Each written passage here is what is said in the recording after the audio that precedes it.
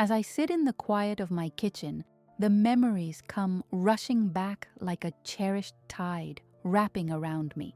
The bustling sound of David's laughter as a child fills my mind, a melody that once danced through these walls, bringing warmth and light.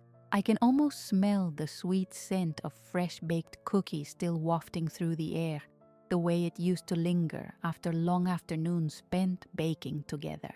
Those moments, coated in sugary happiness and love, now feel like distant echoes, reminiscent of a life before the fractures began. I put my hands on the table, feeling the smooth wood beneath my fingers, a solid reminder of the years I spent nurturing David's growth, ensuring he always came first, skipping my own dreams to ensure his was my life's calling. Every late-night study session, every penny saved for his education, every tear shed for setbacks were signs of my devotion. The sacrifices I made were endless. I recall the way I brushed his hair back when he fell asleep, the softness of his skin, the trust he placed in me as his mother. Those memories seemed to slip through my fingers like sand, suddenly too fragile against the weight of today. Now, that bond we once had appears shrouded in shadows. My heart aches as I remember the moments when David would look to me for guidance. Each time he asked for advice, I felt the thrill of purpose course through me. Yet, in recent weeks, I noticed the complacency that has settled into him, the way he brushes off my concerns regarding Vanessa's treatment of me. For him, it's all just part of growing up, I suppose. But for me, every laughter spurred by her ridicule cuts deeper, nipping at the edges of my dignity. Today, as I wash the dishes and my thoughts drift, I reflect on how it all began to change. The laughter that once echoed joy has morphed into silence when I enter the room. I feel marginalized, existing in the periphery of my family's lives. The vibrant spirit of our home seems to fade day by day, replaced by quiet compliance to Vanessa's dismissive comments. I can see the way David chooses to look away during these moments, his eyes glossing over with discomfort, yet he says nothing, and this silent complicity wounds me more than the words ever could. In one poignant moment, I catch sight of a family photo hanging on the wall of us at a picnic, the tree that used to shade us, our laughter spilling into the warm summer air. As I gaze at our younger selves, I see the promise of the future reflected in David's smile, not the hesitance of today.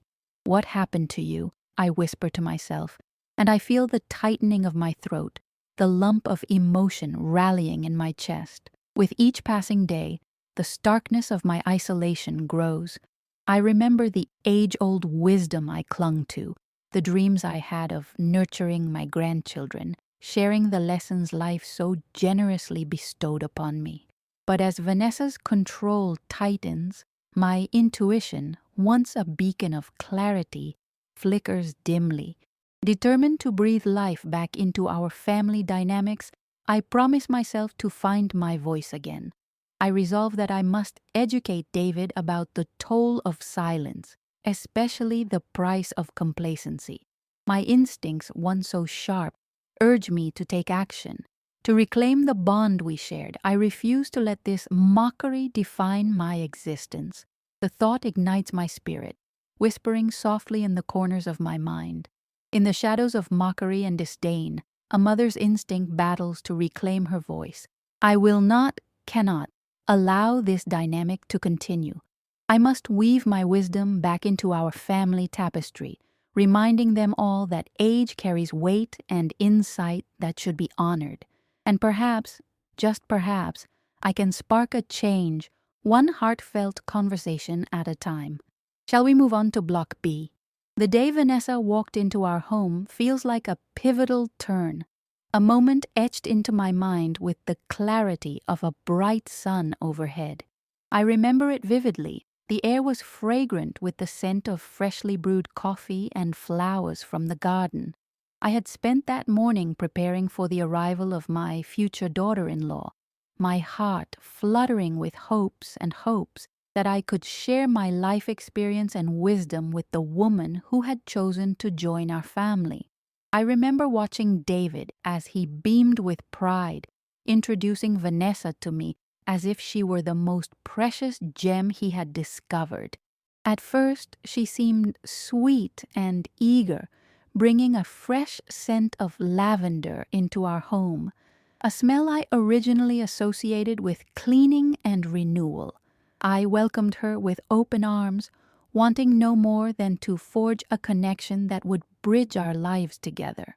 But in the weeks that followed, that initial warmth soon faded, replaced by an unsettling chill. I recall a specific afternoon, sitting near the kitchen table, the scent of homemade bread baking in the oven enveloping us.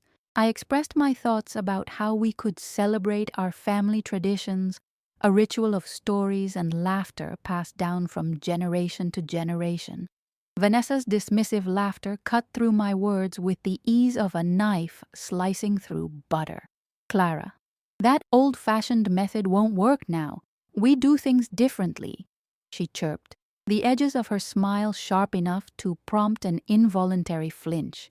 David laughed along with her, oblivious to the small jab cloaked in joviality. I felt the sheer weight of my voice crumple, withering against the strong gust of her dismissive tone. With each passing day, I noticed more of these subtle jibes, each one a small rock tossed into the pond of my confidence, rippling outward until my feelings of worth were lost in the silence that followed. It was not just her words that cut me, it was how she marginalized my contributions to family discussions. Her disdain manifested in the way she abruptly changed the subject or interjected with a thought that undermined mine. At first, I thought perhaps it was merely a misunderstanding. Cultural differences could be to blame. But as time ticked by and the warm tones of graffiti in our conversations dulled further, I began to sense the sharpness of her edge.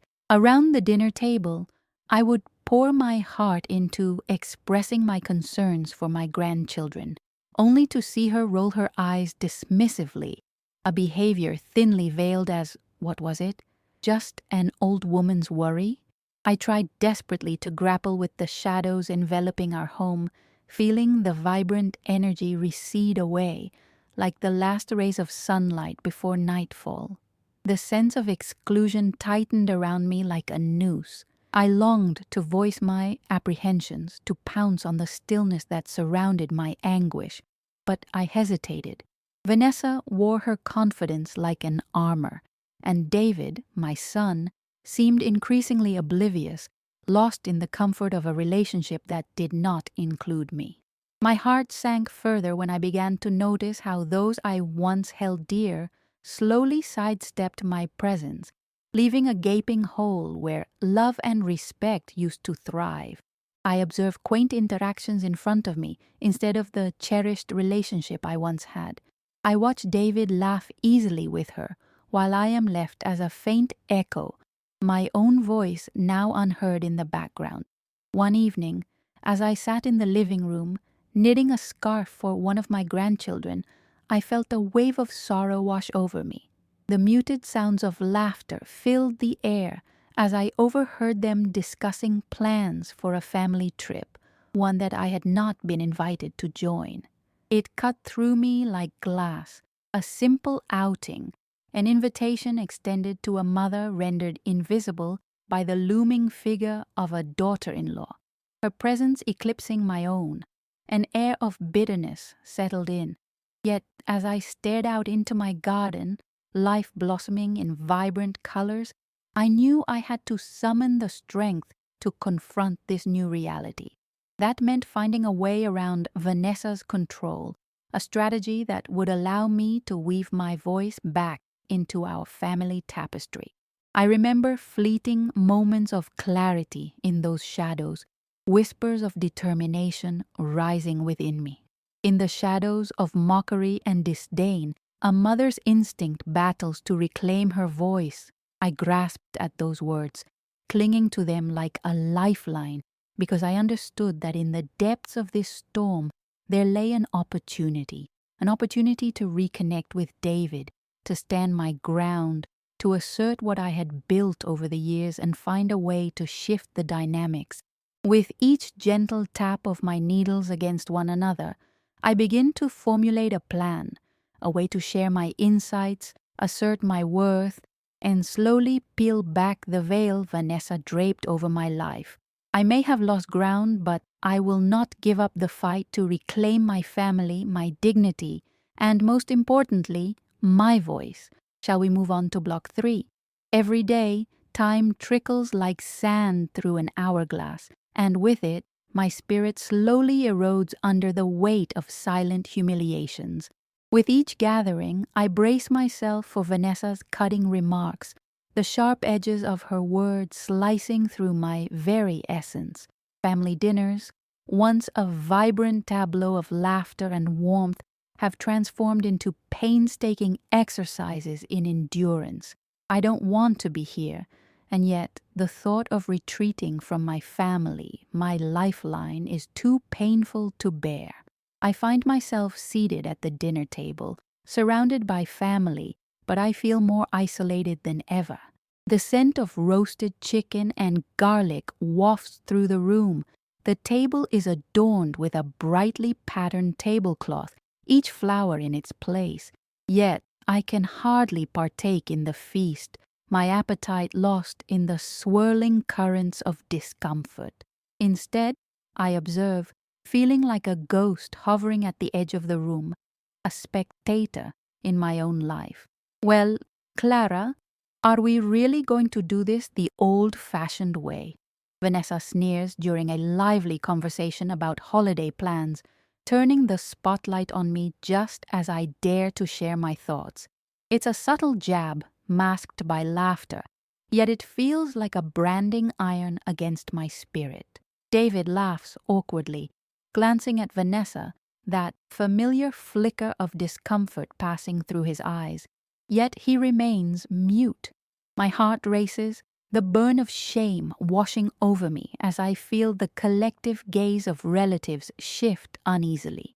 What do you even know about modern parenting? She continues, playfully tossing her hair back, basking in my embarrassment. I doubt your wisdom would be much help. The sharp laughter erupts once again, filling the crack in my heart in the most agonizing way. The echo of their mirth hangs in the air, wrapping around me like a thick fog. I can almost feel the edges of my dignity fraying, thin as the fabric on my favorite sweater, a garment I haven't had the heart to wear since the laughter started. And with each cutting remark, I retreat further into the recesses of my mind, my stomach churning. The weekends, once sacred spaces filled with family interactions, now morph into painful exhibitions of compliance as I navigate the ever-increasing tension. A recent Sunday lunch was excruciating. As we gathered at the table adorned with fresh flowers and my home-cooked specialties, I attempted to express concern for my grandchild's recent frightful nightmares. Children have nightmares all the time, Clara, Vanessa scoffed. It's nothing to worry about. You should know that. With each syllable, I could feel my heart collapses, and the table seemed to close in on me. I forced a smile, my trembling hands betraying me as I straightened the tablecloth, trying to regain a sense of control. Why must I endure this? The question echoes in my mind, heavy and unyielding. With each gathering, I witness Vanessa's control tightening around David. He remains oblivious to my suffering, unable to decipher the layers of manipulation at play. Deep down, I know the disconnect between us grows wider each day, an invisible chasm that threatens to swallow our bond whole. Yet, I hesitated to speak up. The fear of provoking Vanessa, of rocking David's world further, holds me prisoner. In these moments of isolation, I seek solace in my garden. I escape into the vibrancy of the daisies and roses, running my fingers over delicate petals as if hoping they might absorb my sorrow. The earth is a balm. It quiets the turmoil, offering consolation amid the chaos. Yet, the peace is fleeting, and the darkness of humiliation inevitably resurfaces. I realize that I have to change my strategy. I can't allow their dismissive remarks and laughter to slip past me unnoticed any longer. Every remark, every rising sense of unease, needs to become fuel for my resolve. My pulse quickens as the realization dawns. I must document these moments silently, like an observer, recording the subtle shifts in our interactions. So I begin writing in a small notebook nestled in my nightstand. With each stilted encounter, I jot down the nuances, the dismissive glares, the casual jibes, the hurt that lingers in my chest. The act of writing breathes life back into my thoughts, allowing me to reclaim some measure of power over my narrative. As I pen each experience, I feel the weight of oppression shifting, however gradually. I remind myself that the wisdom I've gathered over the years hasn't evaporated or vanished. It simply waits in the shadows to be acknowledged. I whisper to myself the mantra I have clung to. In the shadows of mockery and disdain, a mother's instinct battles to reclaim her voice. The echoes of those moments drive me forward. This cannot be how it ends. With each subtle humiliation noted, I prepare my heart for the journey ahead. A strategy begins to blossom, one which would allow me to counter Vanessa's influence, rekindle my relationship with David, and eventually reclaim my rightful place in our family. I am more than just Clara, the mother in the background. I am Clara, a matriarch ready to rise from the shadows, poised to bring forth the truth that has long been buried. Shall we continue on to Block 4? With my notebook as a loyal witness, I immerse myself in the task of gathering evidence against the insidiousness that has come to inhabit my home. Each entry I make becomes a thread, weaving together the tapestry of my experiences, pulling them from the recesses of my heart into a tangible narrative that charted Vanessa's manipulation over time. As the weeks pass, I treat these observations like delicate petals of a flower, carefully plucked and preserved. I look for patterns, uncovering subtle shifts in behavior cloaked beneath layers of charm and deception. Vanessa knows how to navigate the spaces between us, and I need to expose the truth lurking in the silent crevices. It's a chilling realization, watching from the sidelines as she carefully orchestrates conversations. There's a gathering scheduled for David's birthday, a special day meant to celebrate. Yet I feel a sense of dread linger in the corners of my mind. She has taken on the role of the perfect hostess, while I stand as an outsider peering in. I mentally capture snapshots of interactions, piecing together the torment that hides ensconced in laughter. At the table, guests begin to arrive, and Vanessa flits around, her smile painted on like the brightly colored facade of a dollhouse. I feel my heart race as I jot down notes under the table, my fingers trembling on the pages of my notebook with each cutting remark she makes and the laughter that follows. At one point, I overhear her mocking my attempt at a family recipe for potato salad, a dish I perfected over the years, now reduced to a laughable anecdote. I didn't realize old recipes needed so much seasoning to hide the flavor, she quips, laughter bubbling from the gathered friends. I wince as the words stab through me, feeling the heat rise beneath my skin. David's chuckle echoes with warmth, and I feel my very presence in the room dissolve as the moments stretch on, a black hole sucking away my sense of belonging. I wouldn't worry about the potato salad, David murmurs to Vanessa. My mom makes it with love. The moment wraps around me like a double-edged sword, soft warmth tinged with bitterness. His words bring a flicker of hope, but then it's gone, eclipsed by the momentary delight Vanessa basks in, reveling in a joke at my expense. It's clear at that moment that my son is trapped in ambiguity, torn between loyalty to his wife and love for his mother. As the evening unfolds, my notebook becomes a silent confidant, absorbing every snide comment, every unserious glance exchanged between guests. I lose track of time as I pen each nuance, determined to build a case against what had become part of life's daily banalities. A nagging thought haunts me. How could David not see what I see? Each one of my observations is meant to validate my feelings, guiding me nearer to a point of confrontation. The gaslighting feels unbearable, and I cannot continue to live in denial. As night settles in, I embolden myself to move beyond mere observations. I engage with David, carefully choosing my words, hoping to gemstone a moment of clarity. "David," I begin, my heart pounding under the weight of the thoughts running through my mind. "What do you think about Vanessa's comments?" His brow furrows, the warmth in his eyes dimming slightly.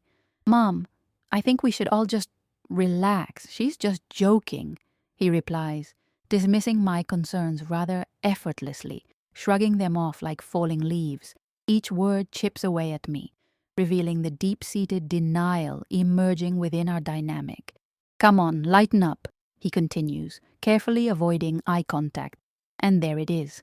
The gaslighting becomes palpable, the complicity a shackle. I swallow hard, the lump in my throat a bitter and choking reminder of how David's silence wounds. Inside my heart, I scream for him to see the truth, yet I note the hesitance in my voice. The last thing I wish to do is cause a rift between us. I remind myself that this moment is less about surviving and more about revealing truth, not anger. After the guests dispel and the laughter subsides, I retreat to my sanctuary, cradling the weight of my notebook, running my fingers over the pages, each word etched in clarity. I recall all the laughter, the whispered comments, the detached glances exchanged throughout the night. My pen moves furiously, documenting every observation until the pages begin to swell, revealing evidence of my truth woven through their words. I confront the weight of my reflections while reminding myself that visibility begins within me, even if the world around me confounds it. I bury my head in my hands, feeling the sob rise within me like a tide, the yearning for recognition, for acknowledgement, for respect roaring louder than ever. The mantra drifts through my mind, anchoring me. In the shadows of mockery and disdain, a mother's instinct battles to reclaim her voice. Determined, my breath calms as I plan for what I know must happen. I will need to collect myself, confront Vanessa directly, and perhaps even bring David into that conversation. The notion terrifies me, but I feel emboldened. I have gathered the evidence, charted the emotional landscape, and prepared to face the storm. With each passing day, I realize that reclaiming my voice means facing both Vanessa and David with truth and authenticity. The hourglass of my existence has nearly run dry, yet within me burns the fire of resolution ready to burst forth, no longer a quiet observer, but a distinct force poised to reclaim my place in this family. Shall I move ahead to Block 5?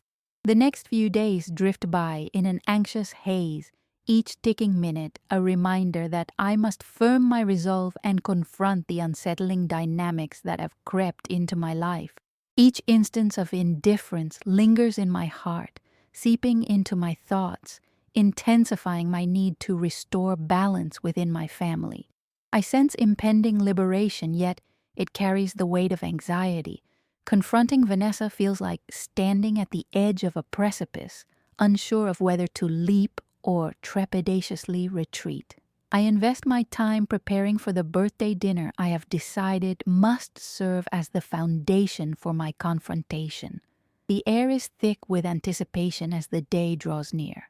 it dawns on me how sometimes the most important invitations are not the ones directed at others, but those we extend to ourselves, inviting courage, clarity, and heart back into our lives.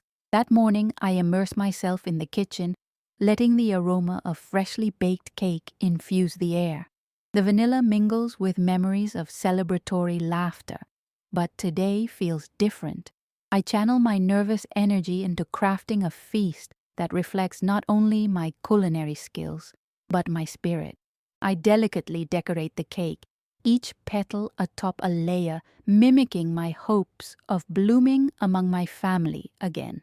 As guests begin to arrive, I take a moment in solitude, closing my eyes and whispering a silent affirmation. In the shadows of mockery and disdain, a mother's instinct battles to reclaim her voice. My heart beats steadily. The wave of anxiety ebbs slightly at the sound of familiar laughter filtering through the walls of my home. When David arrives, I can't help but notice the sparkle in his eyes, the enchantment of the day wrapping around him. He stops to help me carry in the birthday decorations, those streamers that dangle from the ceiling like vibrant memories waiting to be ignited. However, a prick of anxiety arises as I meet his gaze, and I sense the wall between us stands all too tall. "Mom, it feels like every year this day gets better and better," he says, his eyes bright with hopeful mirth. I want to relish in this sentiment, but my heart ponders, what is the cost in this joviality? Clenching my fist tight around the edges of my apron, I focus on what's essential today, my plan.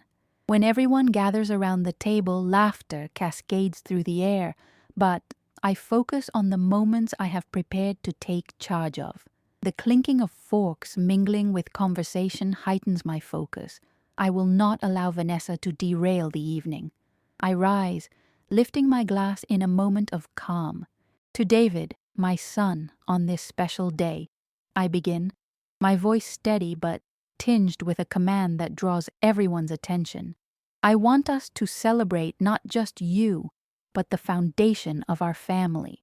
My heart pounds as I see Vanessa tuck a loose strand of hair behind her ear, her expression shifting between interest and skepticism. The clamor fades. Voices drop as eyes fixate on me. In this family, we love each other, but love should come without ridicule. No one deserves to feel belittled. I think it's time we acknowledge what's been happening. The moment maintains a delicate tension. The room pulses with unspoken words as I feel Vanessa's surprise cut through the air. My instincts tell me this is the moment where silence must bow to clarity. But then my son's face scrunches, a flicker of hesitation washing over him. "Mom," he interjects, clearly uncomfortable. "It's just jokes, right? We love to joke around." No. The plea in his eyes feels like a tether, pulling me down into a pit of doubt, a reminder of that tender connection we once shared, now muddied with layers of loyalty and fear. "David, a joke shouldn't come at the expense of a relationship," I counter gently yet firmly. Vanessa's laughter too often leaves me in the shadows. I feel invisible in my own family. The words tumble forth, each syllable imbued with the weight of months that have gone unaddressed. Surprisingly, I see Vanessa bristle with defiance. She leans back in her chair, flipping her hair over her shoulder with exaggerated nonchalance. "You're being overly sensitive. If you can't take a joke, that's not my fault." Each syllable drips with disdain, a deflection designed to divert the responsibility of my hurt. The tension shifts in the room, a taut cord ready to snap. I take a deep breath, the weight of my observations spilling forth like the petals of a wilting flower, each moment revealing the truth of how Vanessa has etched herself into our lives as the unwelcome gatekeeper. "Maybe it's time to evaluate the jokes we make," I respond, a rising fire lighting my resolve. I steady myself, layering strength into my words. Being a mother is not simply a title, It's a responsibility to my children. And if I can't do that without feeling small, then something has to change. The room is silent, a charged stillness settling like dust around us. David's eyes flit between Vanessa and me, the tension in his shoulders rising as if caught within two opposing forces, his loyalty and my authenticity. And just as I fear I may have pushed too far, I spot the glimmer of understanding flicker in his gaze. Mom, He starts hesitantly but halts. I lean closer to him, hope punctuated by fear in the depths of my heart. David, this isn't about blame. It's about restoring a balance where both Vanessa and I can feel valued. You deserve a mother who stands tall as much as you deserve a wife who respects those bonds. I see the crack in his expression, the struggle brewing beneath the surface. Slowly, inch by inch, I sense the boundaries shifting. Suddenly, Vanessa stands, pushing her chair back, the audible scrape like a tightening knot. Clara, this is ridiculous. You're making a scene, she declares, her voice weaving between irritation and fortitude. I straighten my back, anchored in the tumult that swirls around us. I'm bringing attention to the very need for respect, Vanessa. That's not a scene. It's actually long overdue. Faced with her ire, I endure, feeling the solidity of my heart, bringing warmth into the cooling air. David looks stricken, the clash of loyalty hanging heavily like a storm cloud. They can mute me at the table, never in my heart, I affirm quietly, knowing that this battle of wills is merely a preface to a deeper understanding yet to unfurl. I see this family, I add, inviting him into my conviction, and I want it to thrive. The tension flares, yet there's promise nestled in that gaze. Just there, a flicker where understanding meets acceptance. Something has been unleashed, a shift from mere shadows turned into an exposed narrative begging to be acknowledged. We stand at a turning point, a chance to break the cycle, and for once, I breathe as clarity begins to form, the dawn ever so close to breaking. With the tension from our confrontation lingering in the air, I know this is just the beginning. I need a solid plan to act upon my newfound resolve and make sure the family dynamics are not only addressed, but transformed. Returning to my kitchen, I find solace in the rhythm of preparing meals, each chop of vegetables a reminder of the boundaries I am fighting to reclaim. Crafting a feast for David's upcoming birthday, I recognize it as an opportunity, one where I can open the door for essential conversations. As I bake and stir, I envision how laughter can accompany the truth I'm determined to unveil. I focus on every detail, wanting everything to be perfect. Yet a small knot of anxiety persists. Will they take me seriously? Will Vanessa listen?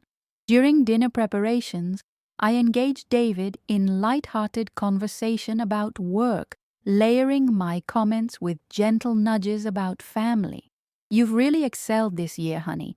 I saw that presentation you sent over. His smile surfaces, brightening the room, but I sense the shadows of doubt flickering behind his eyes.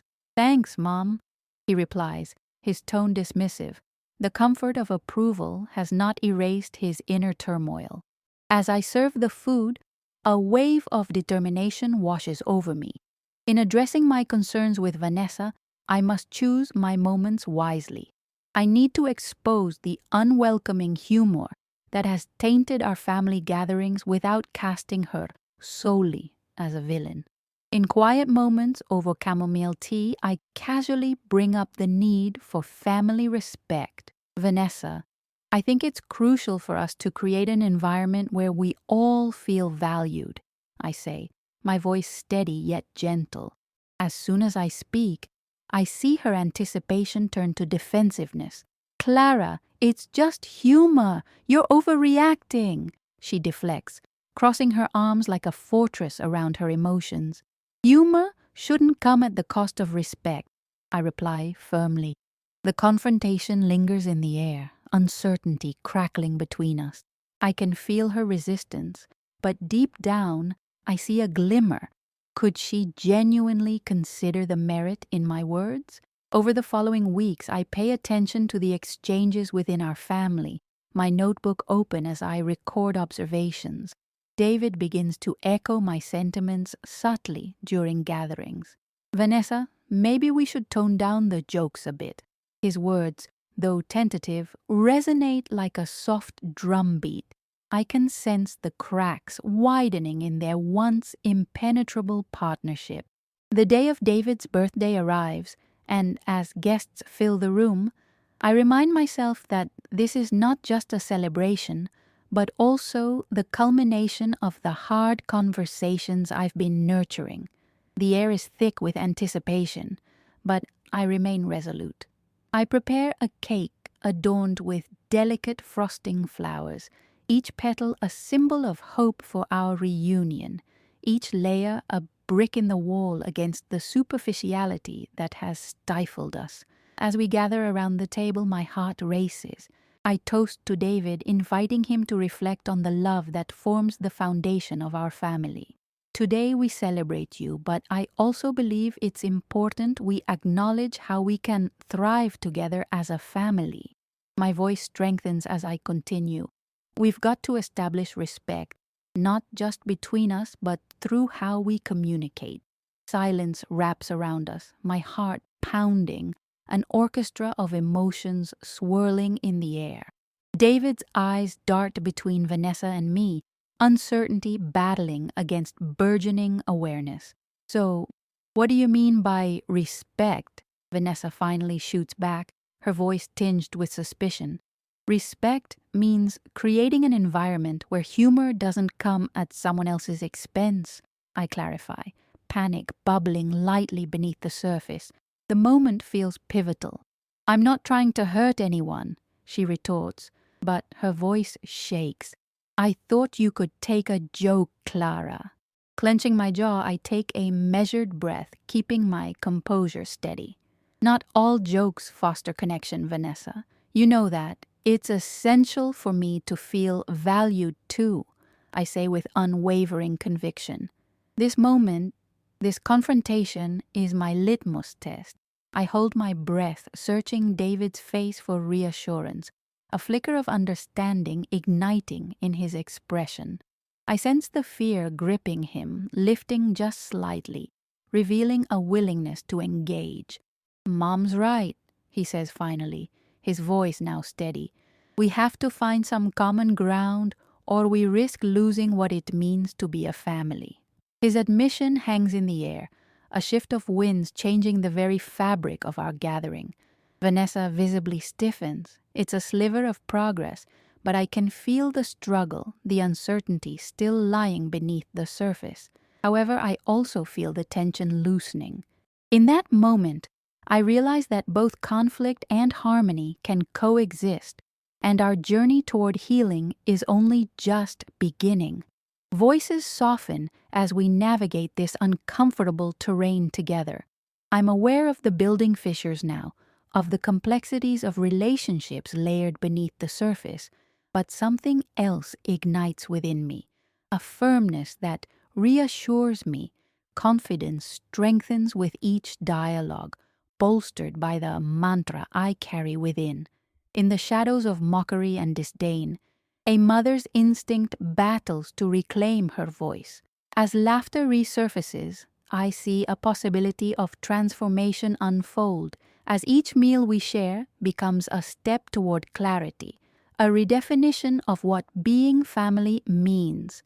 I might not have all the answers, but I now recognize that breaking cycles takes patience, the kind born of love and persistence. My journey is far from over, but standing here, surrounded by gathered guests, I face the future committed to nurturing mutual respect and understanding together. The room thrums with the clinks of glasses and the echoes of laughter. It's a sound I once craved, a song that felt increasingly distant under the weight of Vanessa's barbs. Now it resonates something different, a fragile harmony seeding itself among family and friends. My heart races as I hold steadfast to the moment, a looming crescendo forming under the surface, one I realize will define our family. As the cake is served, warm and inviting with its frosting glimmering under the dim lamplight, I scan the faces around the table. David's and Vanessa's expressions dance between tension and acceptance, each conversation threading its way through the exchanges. I know I must push further. Now is the moment to confront the truth, not just for me, but for them as well. Let's make a toast, I declare, my voice slicing through the chatter, steady and commanding, to understanding and respect, to laughter that uplifts instead of belittles. The words flow from me, resonating with deep conviction. There's a pause, an uncertain breath held taut in the air, before I notice everyone raising their glasses. David's eyes meet mine, straightforward and glassy. There's an understanding there that feels powerful. I ride that wave of connection, propelled forward. Life is precious and family should be a sanctuary, I continue, trying to illuminate the path toward healing. I've held my disappointment for far too long. I deserve respect just as each of you do. My heartbeat quickens as I look directly at Vanessa. It's time we foster a space where everyone can feel valued and loved, not mocked. The air thickens with commotion as Vanessa's jaw drops slightly. I watch as her defenses begin to crack. "Clara, I didn't realize," she starts, but I can see the gears turning. She knows this is an inflection point. "I'm glad we're finally talking," I reply, shifting my body toward her, inviting transparency. There's humor, and then there's hurting. Taking a joke too far became a wall between us. No? The room breathes deeply, and I feel their collective tension as it settles. I am conscious of their anticipation and curiosity. David's gaze roams over Vanessa's face, and I can see the hesitation dissolve as he leans in closer. "Mom's right, Vanessa. Your jokes, they hit harder than you think. We should support each other." In that space, a precious moment unfolds as Vanessa processes the truths laid bare before her. I feel the atmosphere vibrating with a blend of vulnerability mingled with the rawness of our present. "I didn't mean to hurt you, Clara," she finally admits, the veil of mockery beginning to lift. "I guess I thought humor would lighten things up, but I see now that it didn't have the effect I wanted." As I listen, my heart swells with bittersweet relief. Here we are. I recognize that too much of our relationship has been trapped within misunderstandings and miscommunications, but now I can see light seeping through the cracks we have made. I nod encouragingly, thanking her silently for allowing a flicker of truth into our narrative. Perhaps we can find humor in ways that uplift, inside jokes that draw us together rather than pushing us apart, I suggest gently, seeking solutions instead of merely venting frustrations, like celebrating our quirks instead of pointing out each other's flaws, David adds tentatively, a grin beginning to unfold across his face. Laughter ripples, lightening the air even further. I'm invigorated by the thought. Laughter can still be our companion, but it must be carefully wielded with understanding. "So, should we give it a try?" Vanessa proposes, her tone softer now, a flicker of hope igniting in her eyes. "Yes," I can't help but smile, pouring my heart into each word. I want to create an environment where we all feel respected and cherished. As we lift our glasses once again, a newfound warmth fills the room, one of community and growth. The fear that once hovered over us recedes into an afterthought, leaving behind a rich desire to build anew. In that fleeting yet eternal moment, I realize this is not only a testament to my resolve, but a unified promise among us. The shadow that once loomed over our family is slowly receding, revealing healthier connections forged from understanding. In the shadows of mockery and disdain, a mother's instinct battles to reclaim her voice. I feel its mantra reverberate within me, holding meaning like never before. I breathe deeper, each inhale pulling in the echoes of love, lacing our new direction as we navigate this journey of healing together. We are family once again, gathered, alive, and ready to embrace the beauty of our complexities moving forward.